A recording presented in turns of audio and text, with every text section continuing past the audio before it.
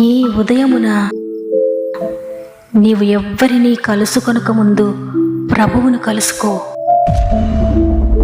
నీవు ఎవ్వరినీ చూడకముందు ప్రభువును చూడు. నీవు ఎవ్వరితో మాట్లాడకముందు ప్రభువుతో మాట్లాడు. నీవు దేనిని వెదకకముందు ఆయన రాజ్యమును నీతిని వెదకు.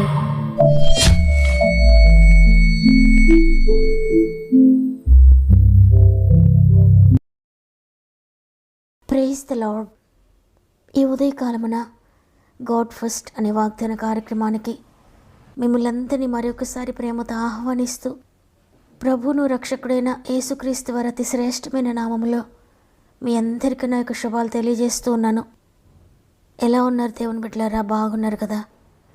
ఈ ఉదయం ఎన్నో విలువైన పనులున్నాయి. ఎందరో విలువైన వ్యక్తులను కలుసుకోవాల్సి ఉంది. అయితే వారెవ్వరూ నాకు ప్రాణదానం చెయ్యలేరు కూడా. అందుకనే అంతకంటే విలువైన గొప్పవాడవైన నిన్ను కలుసుకోవడానికి వచ్చాము తండ్రి అని హృదయపూర్వకంగా ఈ మాటలు వినండి. ఎందుకంటే ఈ లోకంలో అందరికన్నా ఎక్కువగా మనల్ని ప్రేమించేది ఆయన మాత్రమే. ఆయన ఎప్పటికీ మిమ్మల్ని విడిచిపెట్టడు. మీరు ఎంతగా కృంగిపోయినా భయపడకండి. ఆయన చేతికి మీ చేతిని అందించండి. తప్పకుండా లేవనెత్తుతాడు, విడిపిస్తాడు. ప్రాముఖ్యంగా మీలో ఇంకెవరికైనా ప్రేయర్ రిక్వెస్ట్ ఉంటే తప్పకుండా కామెంట్ ద్వారా నాకు తెలియచేయండి. మీ ప్రతి కామెంట్ను చదువుతున్నాను. మీ అందరి కొరకు భారం కలిగి ప్రార్థిస్తున్నాను. దేవుడు చేసిన అనేక అద్భుతాలను గురించి అనేక మంది ఫోన్ కాల్స్ ద్వారా, వాట్సాప్ ద్వారా తెలియజేస్తున్నారు. వాటన్నిటిని బట్టి దేవునికి మాత్రమే మహిమ కలుగును గాక. ఎందుకంటే స్వస్థపరిచేది ఆయన, విడుదలిచ్చేది ఆయన, అద్భుతం చేసేది ఆయన. మీరు కూడా ఆయనపై ఆధారపడండి. మీ జీవితంలో కూడా దేవుడు అద్భుతం చేయబోతున్నారు. సమస్త మహిమ, ఘనత, ప్రభావములు దేవునికే చెల్లునుగాక.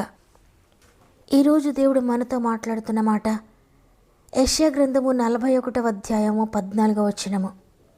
పురుగు వంటి యాకోబు, స్వల్ప జనమగు ఇశ్రాయేలు, భయపడకుడి, నేను నీకు సహాయము చేయుచున్నాను అని యెహోవా సెలవిచ్చుచున్నాడు. ఆమేన్. ఈరోజు ప్రభు నీకు తెలియజేస్తున్నారు. నువ్వు స్వల్ప జనం అనుకుంటున్నావా? నేను అల్పుడను, నేను పనికిరాని వాడను, పనికిరానిదని అనుకుంటున్నారా? మీరు ఏ పరిస్థితిలో ఉన్నా ఎంత మాత్రం భయపడకండి, నేను నీకు సహాయం చేస్తున్నానని. చూడండి, మనుషులకు దేవునికి ఎంత వ్యత్యాసం ఉందో.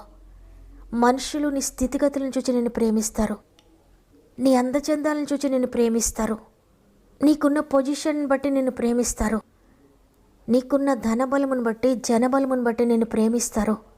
నీకేముందో దానిని చూచి నిన్ను ప్రేమిస్తారు మనుషులు. కానీ ఆయన, నువ్వు చిన్న పరిస్థితిలో ఉన్నా, చిన్నవాడవుగా ఉన్నా, ఈ లోకమంతా నిన్ను చిన్నవాడుగా చూస్తూ ఉన్నా, ఈ లోకమంతా నిన్ను పురుగు వంటి వాడుగా చూస్తూ ఉన్నా, స్వల్ప జనముగా నీవున్నా, ఆయన మాత్రం నిన్ను ఆ విధంగా చూడడం లేదు. వారిలో ఒంటరి అయిన వాడు 1000 మంది అగును, ఎన్నిక లేనివాడు బలమైన జనమగును అని ప్రభు సెలవిచ్చిన విధంగా నీవు ఒకవేళ నీ వారందరిలో ఒంటరి వాడవే కావచ్చు, నీవు ఎన్నిక లేని వాడవు, ఎన్నిక లేని దానవు కావచ్చు, నీవు పురుగు వంటి వాడవు, పురుగు వంటి దానవు కావచ్చు, నువ్వు బలహీనుడివే, బలహీనురాలువే కావచ్చు. ఈ లోకమును బట్టి చూస్తే నీకు ఏమీ లేకపోవచ్చు. కానీ ప్రభు మాత్రం నిన్ను బలమైన జనముగా చూస్తున్నాడు. నేను పురుగును అనుకుంటున్న నిన్ను, స్వల్ప జన్మగా ఉన్న నిన్ను 1000 మందిగా చేయబోతున్నాడు ఆయన. ఎందుకంటే దేవుడు బలవంతులను సిగ్గుపరచడానికే బలహీనలు ఎన్నుకుంటాడు. అన్నీ కలిగి ఉన్న వారిని, కెపాసిటీ కలిగి ఉన్న వారిని సిగ్గుపరచడానికి, ఏమీ లేని వారిని, పనికిరాని వారిని ఎన్నుకుంటాడు ఆయన. ఆనాడు కూడా బలిష్ఠులైన వారిని, యోగ్యులను, ఎంతో గొప్పవారిని, బలమైన జనాంగానే ఆయన ఎన్నుకోలేదు. కానీ వాటన్నిటికీ వ్యతిరేకమైన వారిని, బలహీనులను, పనికిరాని వారిని, స్వల్ప జన్మగా ఉన్న వారిని ఆయన ఎన్నుకున్నాడు. అవును, మనం కూడా అటువంటి వారమే కదా. మనలో ఏ యోగ్యత ఉందని ఆయన ఎన్నుకున్నాడు. మనము కూడా అటువంటి బలహీనులమే, మనం కూడా పనికిరాని వారమే. అయినప్పటికీ కూడా తన ప్రేమను చూపించి, మనం ఆయనను ప్రేమించకముందే ఆయనే మనల్ని ప్రేమించి, మనం ఆయనను వెతకకుండానే ఆయనే మనల్ని వెతుక్కుంటూ ఈ లోకానికి వచ్చి మనల్ని ఏర్పాటు చేసుకొని, మనల్ని ఎన్నుకొని, మనల్ని ఆయన కొరకు బలమైన జనాంగంగా చేయాలని, ఆయన కొరకు బలవంతులుగా చేయాలని, ఆయన కొరకు ఉన్నతమైన స్థితిలో మనల్ని వాడుకోవాలని ఈరోజు నిన్ను నన్ను పిలిచాడైనా.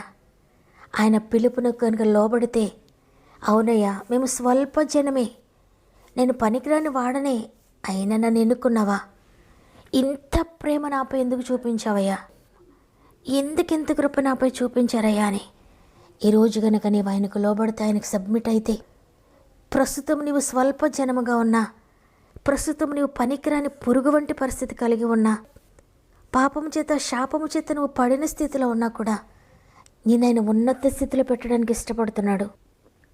బలహీనలను వెలివేసే ఈ లోకంలో, స్వల్ప జన్మగా ఉన్న వారిని వెలివేసే ఈ లోకంలో, నీవు పనికిరాని వాడవు, పనికిరాని దానవని చిన్న చూపు చూసే ఈ లోకంలో ఆయన నిన్ను చిన్న చూపు చూడడం లేదు. ఆయన చెప్తున్నాడు, భయపడొద్దు. ఆయన ఈరోజు నీతో మాట్లాడుతున్నారు, నీవు స్వల్ప జనంగా ఉన్నావని భయపడొద్దు. నీ కుటుంబం అంతటిలో నీవే బలహీనుడుగా ఉన్నా భయపడొద్దు. నీ బంధువులు, నీ స్నేహితులు నీవే తక్కువవాడుగా ఉన్నా భయపడొద్దు. వారందరూ త్రోసివేసినా, వారెవ్వరూ సహాయం చేయకపోయినా భయపడొద్దు. నేను నీకు సహాయం చేస్తున్నానని నేను సృష్టించిన సృష్టికర్త ఈరోజు నీతో మాట్లాడుతున్నారు. కాబట్టి ప్రియ సహోదరుడా, ఇక భయపడొద్దు. నువ్వెంత చిన్న పరిస్థితిలో ఉన్నా భయపడొద్దు. ఎంతగా నువ్వు త్రొక్కివేయబడుతున్నా భయపడొద్దు.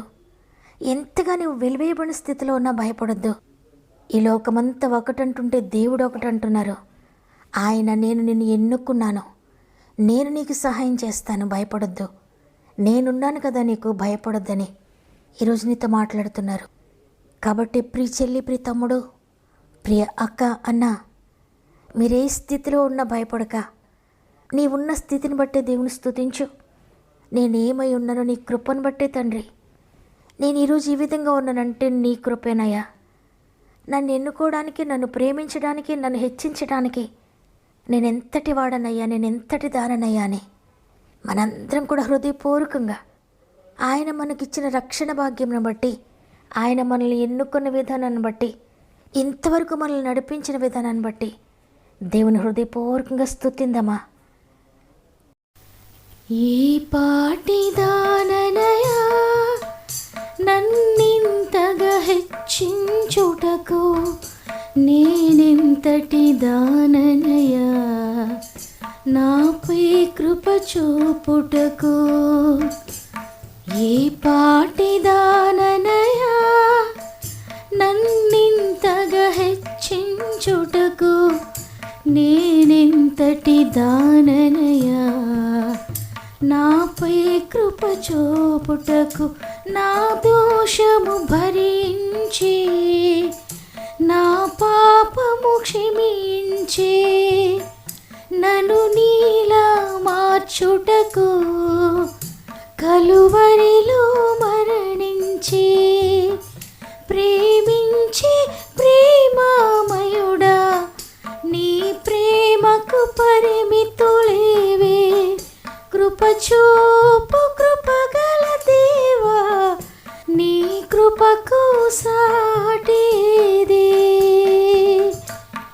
ఏ పాటి దాననయా నన్నింతగా హెచ్చించుటకు, నేనెంతటి దాననయా నాపై కృప చూపుటకు.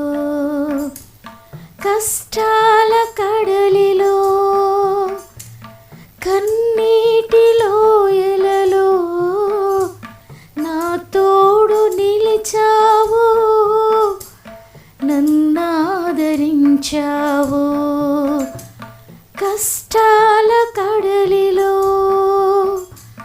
కన్నీటి లోయలలో నా తోడు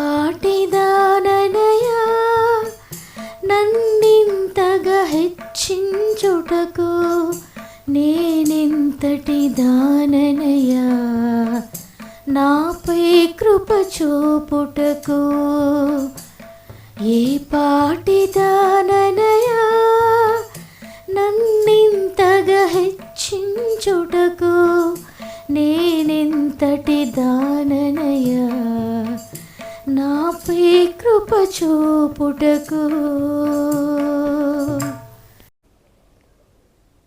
ప్రేమగల తండ్రి, నీకు వందనాలు. నీ ఉచిత కృపను బట్టి మరి ఒక దినాన్ని మాకు అనుగ్రహించి ఈరోజు మరలా నేనున్నాను, భయపడొద్దని వాగ్దానం చేశారు. అవును తండ్రి, ఎంతటి వారమయ్యా. నీ కృపను పొందుకోవడానికి మేము యోగ్యులం కాదు, నీ ప్రేమను పొందుకోవడానికి మేము యోగ్యులము కాదు, నీ రక్షణ పొందుకోవడానికి మేము యోగ్యులము కాదు, నీ నిత్య జీవనంలోనికి రావడానికి కూడా మాకు యోగ్యత లేదు. అయినప్పటికీ కూడా నీ కృపను బట్టి మమ్మల్ని ఈ విధంగా నిలబెట్టారు. నీ కృప చేత నీ రక్షణ భాగ్యాన్ని మాకు ఇచ్చారు. నీ కృప చేత నీ బిడ్డలుగా చేసుకున్నారు. నీ కృప చేత నిత్యరాజ్య వారసులుగా చేయడానికి మాతో మాట్లాడుతున్నారు. తండ్రి, నీ కృపను బట్టి వందనాలయ్యా. ఈరోజు వాగ్దానం చేశారు, పురుగు వంటి యాకోబు, స్వల్ప జనమగు ఇశ్రాయేలు, భయపడొద్దు, నేను నీకు సహాయం చేస్తున్నానని. తండ్రి, నీ సహాయం కొరకు వందనాలు. తండ్రి, మీరు చేసిన అద్భుతాల కొరకు వందనాలు. తండ్రి, ఇంతవరకు నడిపించిన దేవా, ఇక ముందు కూడా నడిపించబోతున్నందుకు నీకు వందనాలు చెల్లిస్తున్నాను. ఈ వాగ్దానాన్ని ఎంతమంది అయితే నమ్మారో వారందరి జీవితాల్లో మీరు నెరవేర్చినందుకు వందనాలు చెల్లించుకుంటూ, మరి ముఖ్యంగా ఎంతోమంది బిడ్డలు వారి ప్రార్థన విన్నపములు తెలియజేస్తున్నారయ్యా. ప్రతి ఒక్కొక్కరిని దర్శించండి. పేరు పేరు చెప్పిన ప్రతి ఒక్కొక్కరిని చేతుల్లో పెడుతున్నాను. వారి జీవితంలో ఉన్న ప్రతి సమస్య నుండి మీరు విడిపించి అద్భుతాలు జరిగిస్తున్నందుకు వందనాలు. ఇంతవరకు అనేక అద్భుతాలు జరిగించారు అనేక మంది జీవితాల్లో. వాటన్నిటిని బట్టి నీకు కృతజ్ఞతలయ్యా. ఇక ముందు జరిగించబోతున్న కార్యములు బట్టి కూడా నీకు వందనాలు చెల్లిస్తూ ఈ దినం ప్రారంభిస్తూ ఉండగా ఈరోజంతా మీ కుటుంబం అంతటికీ తోడయండి. వారు వెళ్ళే ప్రతి మార్గములో, ప్రతి స్థలములో వారికి తోడుగా ఉండి నడిపిస్తారని యేసయ్య పరిశుద్ధమైన నామములో అడిగి వేడుకుంటున్నాను తండ్రి, ఆమెన్. ఈరోజు వాగ్దానాన్ని విన్న ప్రియ చెల్లి, ప్రియ తమ్ముడు, నా జీవితం స్వల్పము, నా బ్రతుకు చిన్నది అనుకుంటున్నావా? సృష్టికర్త అయిన దేవుడే నిన్ను ఉన్నత స్థితిలో నిలబెట్టాలని ఆశించి నీతో మాట్లాడారు. ఈ వాగ్దానం నా కొరకే అన్న వారందరూ కూడా ఆమె నన్ను కామెంట్ ద్వారా తెలియచేయండి. దేవుడు నిజంగా మీతో మాట్లాడినట్లయితే మీ ఇష్టాన్ని తెలియజేస్తూ వాగ్దానాన్ని లైక్ చేయండి. బలహీనంగా ఉన్న అనేక మందికి వాక్యాన్ని షేర్ చేయండి. దేవుని చిత్తమైతే తిరిగి రేపు అందరం కలిసి ఆయనను స్తుతిందాం. అంతవరకు ప్రభు మీకు, మీ కుటుంబాలకు తోడేండి నడిపించునుగాక. God bless you.